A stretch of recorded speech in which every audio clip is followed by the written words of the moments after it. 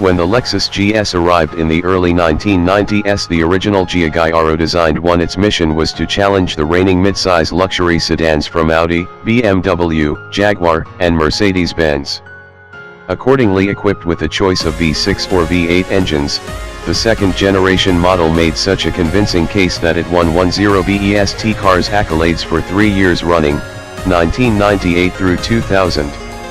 It has been some time, though, since we could rank the GS at the top of the field. The current, 4th generation GS is in its 5th year of production and finds itself squaring off against a Mercedes-Benz E-Class and a Jaguar XF that were new in 2016, an Audi A6 that was facelifted last year, and an all-new 2017 BMW 5 Series. Lexus isn't standing still, though.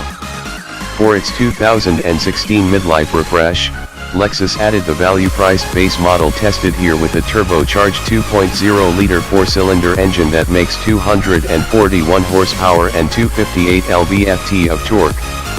That engine gives the newest GS variant a direct match for the 500cc per cylinder force that most of the European brands now have in equivalent models.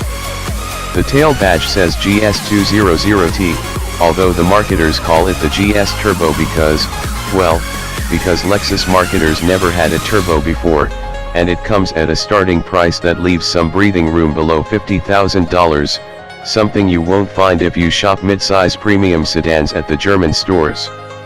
Green tea. In turbo 2.0-liter rear drive form, the GS's direct alternatives narrow to the BMW, the Mercedes-Benz, and the Cadillac CTS. The base Audi A6 and the Volvo S90 are front-wheel drive, and the Jaguar XF's 4-cylinder is a 180 HP turbo diesel. The Cadillac's turbocharged 4 is the outlier here, leading the pack with 268 horsepower, while the others cluster near 240. With the only available transmission being a paddle-shifted 8-speed automatic, the GS200t zipped from 0 to 60 miles per hour in 6.6 seconds at the test track. We saw 60 miles per hour in 6.5 seconds in the 2017 Mercedes-Benz E300 with 4 MATIC, while the CTS 2.0T did it in 6.2 and the A6 2.0T Quattro in 6.1.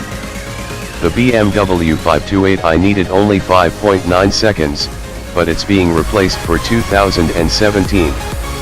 Note that the Benz and the Audi were all-wheel drive cars, an option Lexus reserves for the 6-cylinder GS350. While it's clearly not the quickest, the Lexus doesn't feel inordinately slow. As long as the boost is up, it's torquey enough to feel peppy moving its 3,869 pounds in routine driving situations.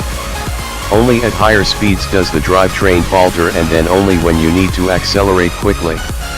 It takes a moment for the 8-speed to find the right gear and tap into the engine's power band, requiring that the driver plan ahead for a 2-lane passing maneuver. This is not atypical for sedans this large with a 2.0-liter turbo 4-cylinder. The payoff is improved fuel economy.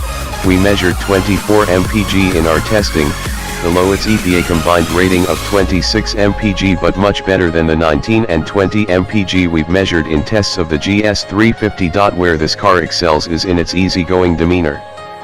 The GS200t glides along, unperturbed by pavement irregularities, yet it remains composed on a challenging road.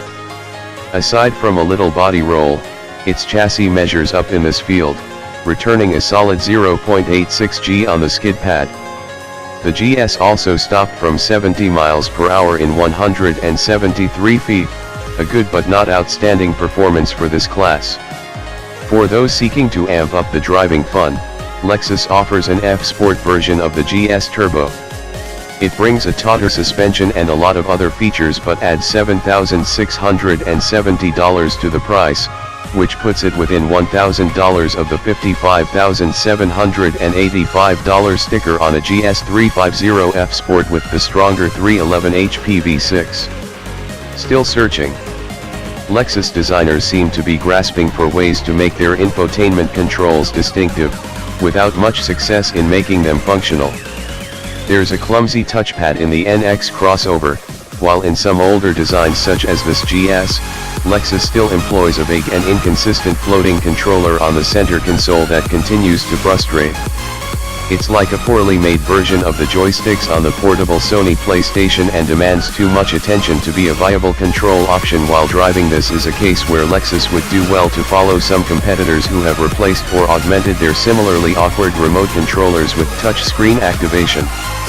The 12.3-inch multimedia screen that comes as part of the $1,730 navigation package, though, is well organized and gorgeous, and it offers split-screen viewing. The infotainment story is disheartening, because the GS has an otherwise cordial cabin.